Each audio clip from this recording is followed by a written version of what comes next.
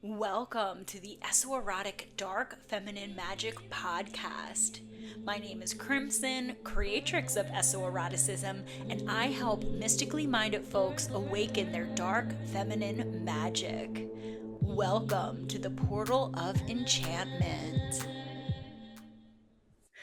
Hello and welcome to our August Rambles and Musings. This is a monthly podcast that I do where I don't prepare anything. There's no outline, and I just bring a topic that's been on my heart, and identity has been the topic at hand recently. If you listen to our July podcast with Tara, you would have heard us talk about the nodal change that we went through at the end of the month and how it's all about identity. And so you can go back and listen to that for the details. But the long and the short of it is we had the North Node, our collective destiny. Also, we have this personally in our individual charts, but collectively, we are moving towards this North Node energy of Aquarius.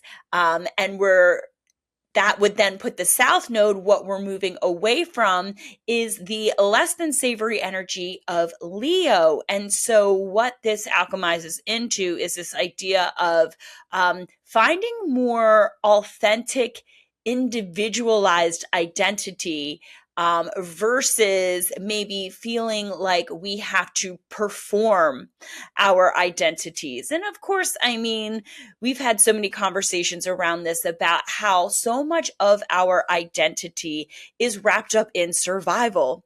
It's wrapped up in meeting external expectations, especially when we're young. What our parents want us to do?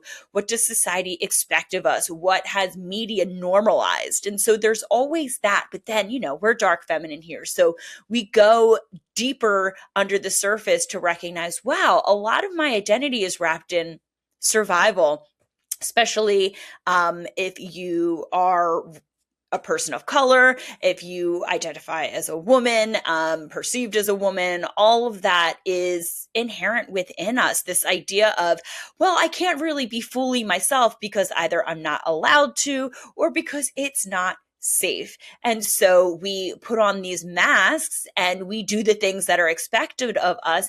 And we don't even realize that potentially we've moved into a time where that's no longer necessary. Or it's a revolutionary time where we say, I'm no longer willing to do that. And it doesn't have to be all that serious. It can just literally be something that I'm finding a lot of my friends and my homies and our students and people I've just talked to in general, hearing people talk about this on media as well, is that it's just it's a personal evolution that's happening. I've been this version of self for so long, and I wouldn't say it's inauthentic, but I would also say I've outgrown that. And so these are really top of mind topics that are going to be both in the collective and individual reflections over the next 18 months. And of course, the nodal changes have a lot more nuance to them than that. So go back and listen to that podcast with Tara, but I'm specifically hot on the identity thing because I believe that if you have been paying attention, if you've been listening to these rambles, that we are in a time of great revolution. This idea of the paradigm shift, that we're moving through a threshold. I've been hot on it all year. And there's a number of reasons why I've been hot on it. I mean, hello, do you live in this world? Have you noticed things have been changing? Things don't seem to be the status quo anymore. Things that were once certain are no longer certain. Things that were once true are no longer true. And this is the moment we find ourselves in. Human design has an explanation for it. Astrology has an explanation for it. Psychoanalysts have an explanation for it. At the end of the day, do you feel it? I do. So it's true. And when we are in moments of external revolution, it requires personal evolution. And part of that is wrapped in our identity of self. And so here's a few things that I'm noticing that people are grappling with or, just having to come to terms with. How do I want to spend my energy? How do I want to spend my time? What is the work that I want to do in this world? Who are the people that I want to be surrounded with? What turns me on? What just turns me off? And it can get confusing because it may be in contrast to what you're used to and what's familiar. And so this is where the dark feminine comes in. Hello, we're always going to talk about the dark feminine and how when we can work with this energy that we can stop trying to find the answers without and start trying to find the answers within through, let's say, shadow work, through astrological wisdom and teaching, through archetypal exploration, through connecting with the body, being in body, letting the body speak to you, letting that intuition talk and not overriding it with logic. And so obviously all the things that I do in my work I find supremely supportive right now. And how I've been approaching this, because hello, I'm going through this as well, which is why I'm qualified to talk about it. This is not like, well, I'm all good, but y'all out there figure out your shit. No, anyone who's claiming that, I feel like, are you impervious to just the collective influence right now? Or they're full of shit, but or they're just total lacking awareness. Actually, that's some conversations I've been having is like people who just feel really solid in like, oh, this is my life. This is how it's going to look over the next few years and beyond. This is just how things are going to be very sideswiped. I just see like a wave like hitting them unexpectedly and knocking them over because we're all being called to this shift right now. And so if you're here and you're feeling this, congratulations. You are open to probably ahead of the time of a lot of more conventional, let's say mundane or muggle type folks. So yeah, we can use all of these dark feminine tools and to just start following the breadcrumb. And I believe that this is the place where we get stuck the most. We do not enjoy uncertainty as a human species. We want to know the answer. We want to know what's going to happen if I head in this direction. Well, I know if I stay here, I know I'm certain that this is how things are going to play out. This is what's going to happen because it's what has always happened in the past. Well, that's no longer going to be true. Spoiler. But that's why so many of us stay in relationships that potentially aren't for our highest good, in situations, maybe living in cities or areas of the world, work. And of course, this is all high level. I'm not saying that like you should just abandon anything that doesn't feel juicy right now because hello, we have to pay our bills. We have to like have a place to live. So obviously this is a mature conversation. This isn't like a black and white nitpicky type of thing. But yeah, I think that we can say, well, I don't know what's going to happen if I leave this relationship. I don't know what's going to happen if I choose a new path in life, if I leave this job, or if I move to this new town or city. And I actually did a stories on Instagram about this because I was like, where are people experiencing this? I did one of those polls and I asked, where are you feeling this shift right now? And actually the two greatest, the two highest were in people's work and in people's creative expression, which is so fun. And so it's kind of very much aligned with the esoeroticism, with the idea of like, ooh, let's like evoke this energy within us, this self-sourced vitality and creativity and passion and magnetism, and let's use that to lead us in this new direction of identity. And I think in the past, maybe we had this identity meant more, I'm a witch. And so this is how I act. right? So I have to have the herbs, and I have to have all the crystals, and I have to go, dance naked under the moon on the pagan holidays, whatever. I'm not saying yet, not saying that we shouldn't all do that. But obviously we shouldn't all do that. And I believe what we're being called into now when it comes to identity is like, yeah, I'm a witch, but I'm this kind of witch. Actually, I don't really, and I'll speak to myself. I don't think it's any secret that I identify as a witch, but I there's a lot of things in witchcraft that I don't identify with. I would love to be a green witch, but that is not really my gifting in the world. But like, I'm not a pagan holiday girly. I don't celebrate the Sabbats. That's never been something that's been hot for me.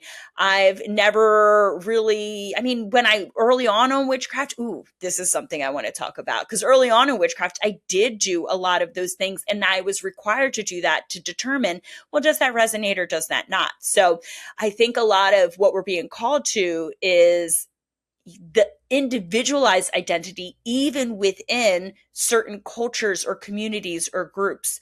Maybe we could call it like a macro identity versus a micro identity, whatever. But it's really interesting because I was talking to a friend of the podcast, a friend of this work, Des, and we do tend to go a little deep in our conversations. Actually, that's something I have to say. Shout out to all of my homies. We tend to not keep it surface level. We can like be sending each other voice notes on like the deepest shit. And we were talking about performance and being performative, and we were determining that so much, and this is like when you're younger too. Think about when you're a baby, but also think about when you're a teenager, when you're in your 20s, even when you're in your 30s and developing to greater adulthood. We have to perform at first because that's where we get our sea legs. That's where we get to experience and learn. So as a baby, you emulate.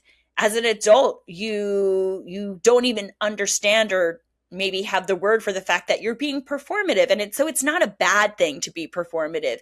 It's like, let's use the example of a witch again. Okay, well, I'm a witch, so I have to buy the crystals, and I have to do this candle spell on the full moon, and I have to partake in this holiday. And then the more that if you are actually doing the work and embodying the work, you recognize, that doesn't really turn me on. I'm not really interested in that. Or like, ooh, you know what? This really piqued my interest over here. And then you take what resonates, leave what doesn't. So there's so many aspects we can consider that we've been performing in our life that we didn't even realize that was just necessary for us to find like our authenticity. So maybe it's like, oh, in my career, I thought I had to be my other friend and we always talk about like the pink blazers, like, oh, I need to have the pink blazer on to be like this powerful businesswoman.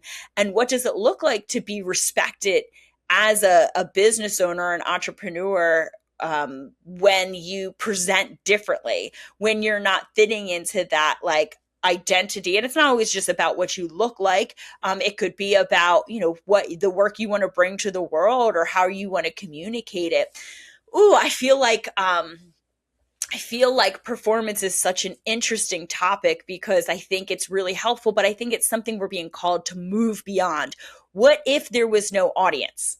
What if there was no response? What if there was no expectation around what it is that you are showing up as? Then what? When you strip all that away, who are you? What do you want to do?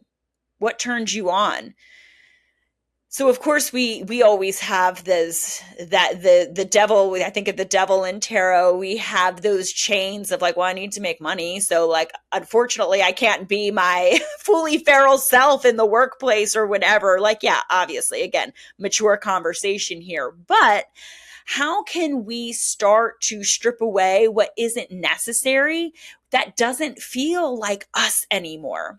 Because maybe you were the blazer person at one point, maybe you really enjoyed all of the crystal work at some point, and maybe you're now like, but you know what? It's not self-abandoning to change identity. It's not going to mean that like, oh, well, the person I was before was false. No. And let's talk about some astrology here, because I'll throw out some ages, and this is something that, so we have the new threshold membership opening. Ooh, now it's open. We start in September, and something that has been so supremely supportive to me through this identity shift is astrology. And so I'm going to be bringing this to the threshold membership so we can all see how this affects us individually and do our own self-reflection, because I can't tell you like, oh, this is what this means for you, but you can for yourself when guided. And so there's a lot of midlife transits in astrology that could also be affecting you now, in addition to what's happening in the external world, right? Or just the collective energy that's calling us to be like, you need to know thyself and you need to make some changes. And all the changes aren't punishment. It's for us to really step into greater potentiality, power, alignment, pleasure. Hello. And so if you are, let's see, if you are around 30, say 37, 38, or even like 55, 56, 57, you're having your North Node return, you're having your nodal return. And so you are being called into like this greater divine path. It's big. On the contrary, something that I'm moving through. So if you are younger, say you're like in your late 20s, you're like 27, 28, or if you're like 46, 47, like me, and then this would go to like 65, 66. If you're those ages, you're having a nodal reversal, and there's like a whole new switch in identity there of, how you are moving on your destined path. And I'll talk about that in a moment for how that's affecting me. But also, like, if you're like 40, 41, 42, you're in your Uranus opposition. When is your Uranus opposition? It's around your early 40s. Yeah, you're having that Uranus opposition. And that happened to me when I when I got the call to sell the studio. I just did a quick pause to check, because I did not want to be giving bad information. But yeah, that was exactly right. That was the age of your Uranus opposition. And when that happens, that's like your midlife crisis. And you're like, I want to burn my life down. That was like, why do I want to burn my life down? I don't know. Are you like 40, 41, 42? You're having your Uranus opposition. We also have a Saturn opposition, like around 43 to 45. So like, ooh, there's just a lot. If you're around 50, you're having your Chiron return. So midlife can feel really shaky for people, just because we have all these astrological influences. But this is why we also say like your 40s, your 50s, your 60s, like and beyond tend to be your more powerful years. And that's why I freaking hate when we are like loving on this youth culture, bowing down to the altar of youth, because those are not our most powerful times in our life. Those are the times in your life when you're figuring things out, when you're performing. I mean, yeah, you may not have as many wrinkles. Who the fuck cares? You know that I'm so anti that shit, but it's not an aesthetic thing too. And maybe we figure out a lot about ourselves through aesthetic. There's nothing wrong with that. But I also believe that maybe more nefariously that we are taught to worship youth, especially as femmes, because that's when we are less powerful. That's when we are less influential. That's when we are more easily manipulated. And I'm not saying everyone young is just like being manipulated, but it's more easy to be manipulated when you're younger, because you don't have life experience. You don't have earned wisdom. All of these shakeups that happen midlife are very much towards our advantage, because I heard someone say in astrology, if you don't have a lot of challenging squares or oppositions in your chart, you are going to have a really hard time moving through life anytime there's like a minimal challenge, because you're not used to it. And so these challenges, these oppositions that we experience in our chart are to make us like a little more unfuckable with. And this is why I love being around midlifers, because we're moving through this shit, and then you recognize, life is cyclical, and there's ups and downs, and it's not all treacherous. But I said I would share what I'm moving through right now. And personally, I'm going through a nodal reversal. So what's happening collectively? The North Node in Aquarius, the South Node in Leo. I actually have my North Node in Leo, my South Node in Aquarius. And I'm not going to teach on this right now, even though I just want to nerd out on astrology. Come to the threshold if you want that. But essentially, what this meant, that my nodal return when I was 37, that North Node in Leo, that's when I opened the studio. That's when I founded Esoeroticism. That's when I really dove into this dark feminine work. And for me, it's in my 11th house. So that's when the whole purpose was to like have this creative awakening and creative creation. That's redundant, but to create something that community gathered around. And it was the creation of the thing. If anyone is around that age, 37, 38, you're probably stepping into your whatever sign it's in, but you're not probably, you are stepping into your nodal return, and you're probably creating something. You're finding yourself on a very destined path. Okay. I talked to my friend yesterday who's like not really into any of this stuff. And I was asking her about this. It's when she got her doctorate. So, when she moved into higher academia.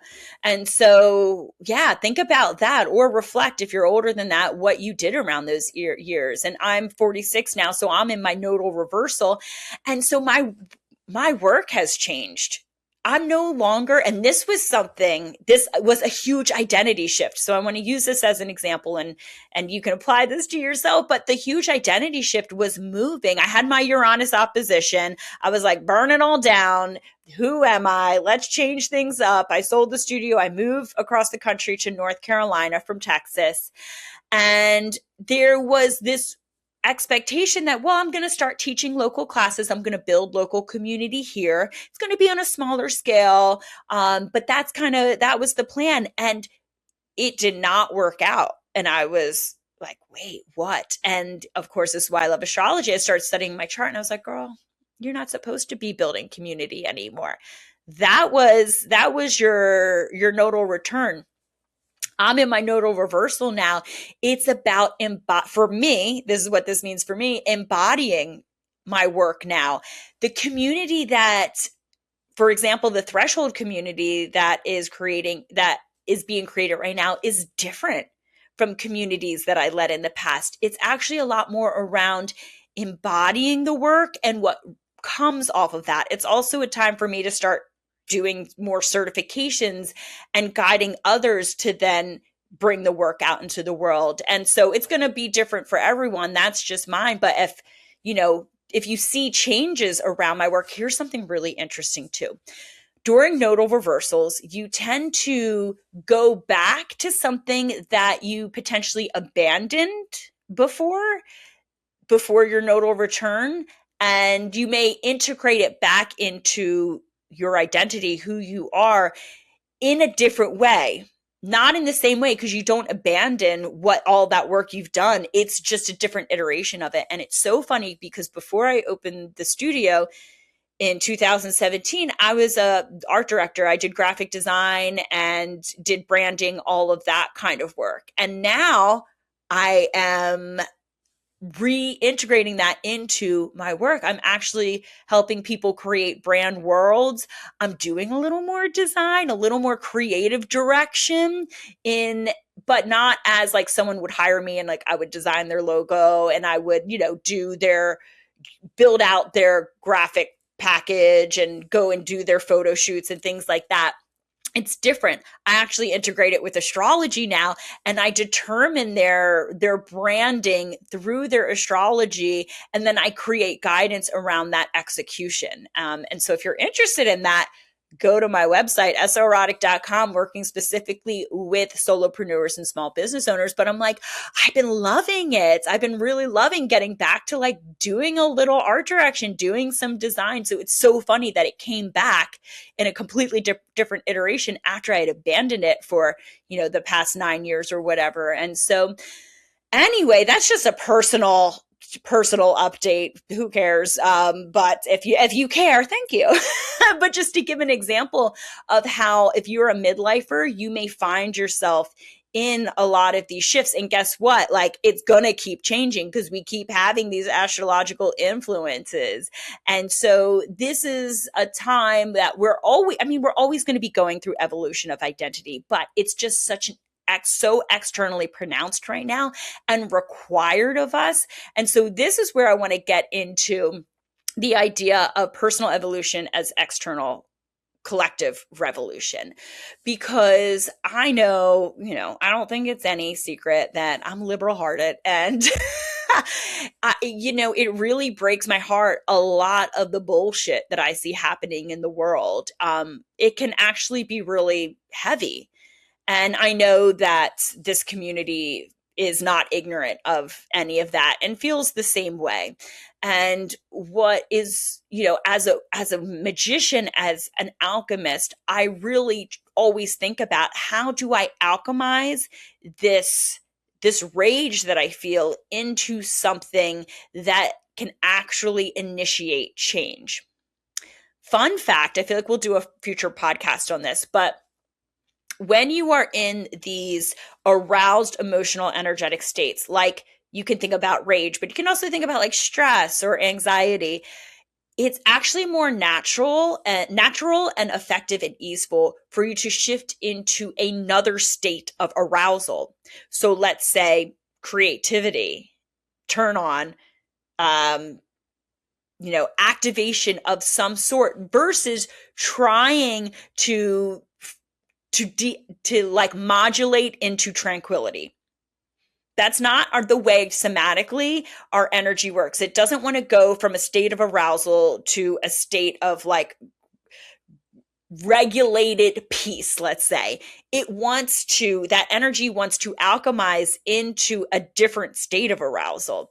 And so I'm like, oh, that's so esoerotic. And so I really think about that. And we also don't want that energy to burn us out, right? So if you can be the alchemist and you could shift that, and I think one way that we could shift it is to that rage, is to like, well, who am I? How am I personally showing up in the world actively?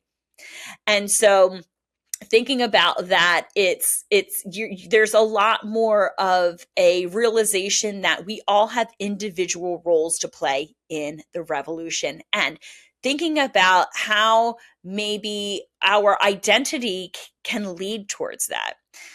So another personal story is that you may know I'm a small business owner. This is my work. And there was a point where I was definitely like, what is the value of my business in a world where people are being locked up in detention centers and kidnapped, and terrible, horrendous things happening? Who am I, right? Well, I'm a cog in the system, right? And I had this realization of like, wow, what's really funny? I know there's a lot of talk around like, oh, like these grifters and these gurus, and they're selling their courses and the retreats. And that's completely true. That's actually part of what's happening astrologically right now, is the grifters, the false gurus. All of those people are being called out. You've seen it. And I think the era of the $10,000 retreat in Bali, and like, the thousands of dollars activation of being in my presence bullshit is done. Yeah, we jumped the shark with all of that, but don't throw the baby out with the bathwater, because I want us to really start thinking about how, and maybe that needed to happen, right? To like get the bad actors out, because what I realized was, in the past, I said the kind of work I did, I worked either in-house or as a consultant for a lot of corporations. So a lot of pharma. I used to work for at one stage in my life. I worked as a consultant for News Corp, for Disney, for NBC, a lot of different, and then I had a lot of, when I worked in agencies, I had a lot of different individual clients that were highly corporate. And not at one point was anyone like, ooh, that's cringe. That's cringe. And I'm thinking, oh my gosh, like, now I feel like, is it cringe to be promoting my new membership, to be promoting my workshops that I'm doing, my certifications? And I was like, girl, it's not cringe at all. In fact, it's cringe that there is any kind of public perception that it is cringe to be removing your labor from the workforce. And that, I was like, oh my gosh, that's part of my small part as a cog in the machine of my personal, revolution, radical revolution to try to change the state of the world, is that my labor no longer contributes to corporations. And I'm not saying it's bad if yours does, but my labor and the money, my labor does not go to grow the pockets of, let's be real, like old white men, for them to become more numbers added to their billionaire status. Any money that I make through my labor is distributed to me and how I choose to spend that money, which is the next step of like something I've been really conscious about, like what grocery stores I go to. Supporting other mystically minded souls, supporting other small businesses. And so when you think about, I have $10, I could put it towards a 12-pack of soda and get Coca-Cola, making money or making them richer. Or I could go to a local market, or I could go to a show of some sort, a local theater or burlesque show or something like that, and put the money towards that. And so, yeah, man, the economics of it all is important, but like, obviously we all have our own role to play. And so if you are working in corporations, maybe your role is to change systems from within. Maybe your role is to raise children in a way that are paradigm shifting and to be of inspiration to them. Maybe your role is being like a patron of the arts, or being an artist or an activist in some capacity. We all have a different role in the revolution, but this is something that I personally was like, oh my gosh, like, your role in the revolution is to extract your labor from corporations. And that goes beyond just where my labor. It then goes to where I spend my money. And of course, like, people that we love have jobs at Coca-Cola. It all can't collapse. It's a process. Everything's a process. And that is also the truth in identity. So let's reel it back in.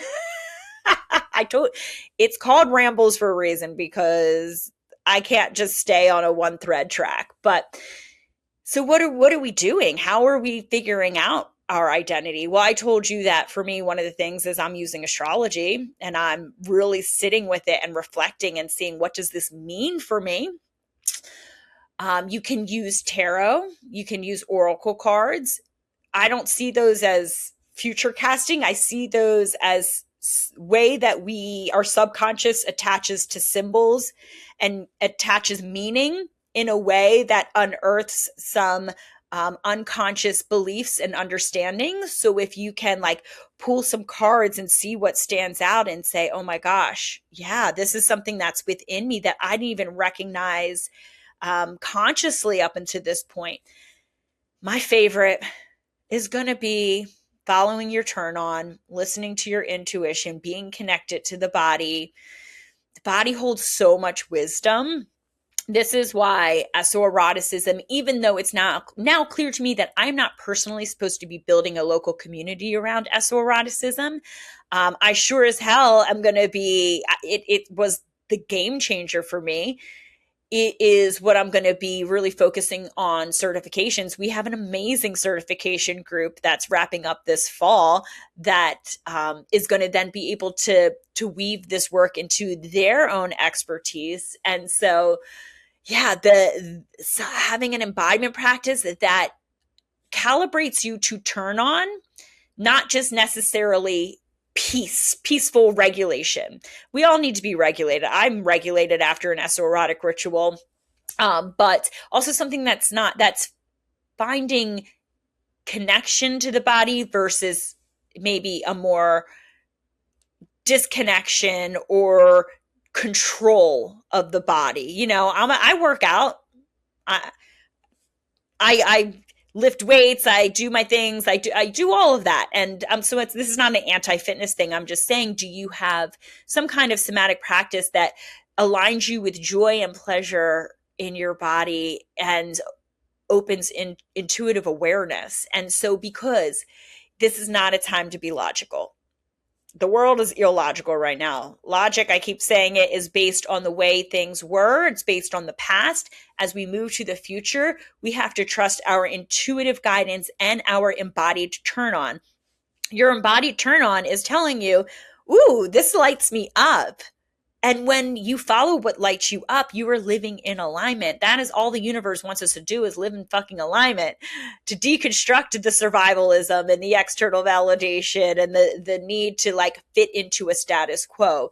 That's what we're being called to right now, following our turn on at the end of the day. And all we can do is follow the breadcrumbs. I have no idea what my life is going to look like in a year from now. I'm obviously taking steps in the direction, but as I like to call it, through the wild unknown. And that wild unknown is the dark feminine. So many people avoid it, but this is why we have dark feminine community and practices. This is why we do this in the threshold, because we need to get comfortable not knowing how things are going to play out. Because guess what? We're also the creatrix, harnessing our eroticism, our esoeroticism to create a life. But it's not set in stone. We haven't created it yet. The future has not been, so none of the mysticism we use is like, this is the future you're inevitably heading towards. It's the energy that we are aligning with that then allows us to create the future that we desire. But it's not a hustle culture thing. It's not a work harder. It's not a, work to exhaustion, but it's also not a just sit and let life happen to you type of situation. It's not like, I'm just going to picture, what is it from The Secret? Everyone's entryway into this world. Maybe not everyone's, but I remember when The Secret came out and that was like, ooh, if I picture the red bicycle will show up in an unexpected way. It's not that. It's about like being conscious and aware about the direction you're headed in. And we have a choice right now. And I think it can be really alluring to be like, well, I'm going to just keep doing that thing that I've always done. That's my identity. I'm this. No, who's the new identity that you're stepping into that allows you to become the person that you're ready to become, that you've grown into? And it doesn't mean, again, like, it doesn't mean if you're claiming a new identity that your old identity was false or that it was purely performative. No, we evolve, we grow as people. Imagine like being the same person as you were at 18. How boring. And so I believe a lot of it is not like doing the mental masturbation to be like, this is who I am, to like figure out who we are. I think a lot of what we're being asked to is to be open to the awarenesses that are coming through. The awareness that, oh, I don't align with that anymore. Like, oh, that really does interest me. It titillates me. I am curious about this. Just being open is what we can do right now. So yeah, identity is just such an interesting topic to me. Identity is the first house in astrology. So if you want to look in your first house, look at your ascendant, see any planetary placements that are there. I have Pluto in my first house. So transformation of identity is like in my energetic imprint. So your girl loves a good like makeover, but not from like a montage, like we switched the glasses and got contacts, we got a haircut, we put some lipstick on. No, this is not an aesthetic identity shift. This isn't like I'm becoming goth. We're a little more beyond that now. This is like, what is your soul wanting to express? Who are you at your essence? And I just am enjoying so many conversations around this. It's going to be different how it is manifesting in everyone's life. In the threshold, we are going to be doing this work together, but not as a 10 steps to do this, as in a, like, you're a participant in your life. We're going to be doing astrological teachings that are going to open to, now it's your turn to reflect on how that's affecting you. We're going to be having some magical teachings that help us anchor in new energies, some rituals that are going to be anchoring in deeper magic. We're going to be doing tarot inspired conversation that is based on that, like, archetypal symbolic awareness that will awaken deeper realizations. And the esoeroticism, the movement in the threshold, is a new iteration of this movement that I think most people have not gotten to experience yet. I am teaching the full breadth of esoeroticism outside of the threshold. And we actually just did a esoerotic body, it's an 8-week experience that was so cool. Spoiler, I'm bringing it to a retreat experience in person here in 2027. I'm really looking forward to that. But what I recognize is accessible to people in their homes, because I want people to show up for that, is a little more self-guided. It's a lot of prompts and people then being able to allow those prompts to inspire creative expression, but also in a way where they're dropped into their subconscious and moving energy and emotions. So it feels like this really, like, juicy journey that you go on that can include, like, release, that it can include, like, creation, energetic alignment. I have a few different formats that I do that, so it's not going to be the same every month. But and of course, we're going to have a monthly theme, because that always inspires the things. So all around dark feminine topics. And so, yeah, that's kind of the identity that I'm shifting into. I think it's helpful to sometimes give it a name, not to, like, put us in a cage, but I really feel like a threshold guide right now, more than maybe I felt like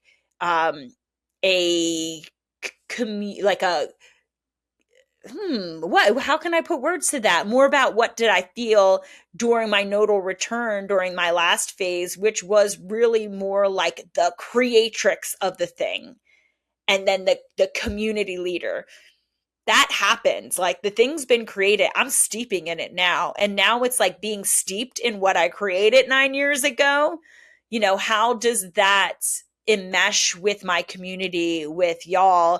And how do we collectively use that for our own purposes, uniquely and authentically? That was so, like, what does that even mean? It made sense to me, but I understand those words were a little out there. So these are my thoughts on identity, and we're going to be moving through this over the next 18 months. So don't feel like you have to listen to this and say, oh, this is my new identity, or, you take a workshop and I know my identity. It's evolving, it's growing. I hear people, one of our witches, Lisa, uses this word a lot, the becoming. She has a podcast actually she's launching about becoming. Who are we becoming? The only way to become is through embodiment. You can't think your way into identity. You have to embody identity. The answers and clarity do not come from thinking more, from more mental masturbation. The clarity comes from moving and doing the thing and embodying. And from that, dancing with reality, versus feeling like you have to rigidly create it and then have it open before you. Sorry, it's not how it works. So with that being said, if you're listening to this on the day it launches or the day after, I am teaching a 6 initiations of the Dark Feminine workshop that is free for anyone who signs up for the threshold by that date. Otherwise, if it's after, or if you sign up for the threshold after, this will be that workshop. I'm going to be posting the replay for purchase in the digital shop on the website, because this thing is juicy and this is definitely like a foundation of the work moving forward. And so I would love to hear, like, how are you feeling around identity? How was this ramble? Is anything, take what resonates, leave what doesn't. But I'm really excited to see how all of my beloved community and friends and people are claiming new identity, and through that, greater power, pleasure, and potential. So feel free to let me know. Thank you so much for watching. Mwah! Stay in your magic, and we shall connect again soon. Bye. Thank you for joining. Follow me on Instagram at crimson.minx and visit soerotic.com to learn to live more fully and unapologetically in your magnetic power, sensual pleasure, and unlimited creative potential.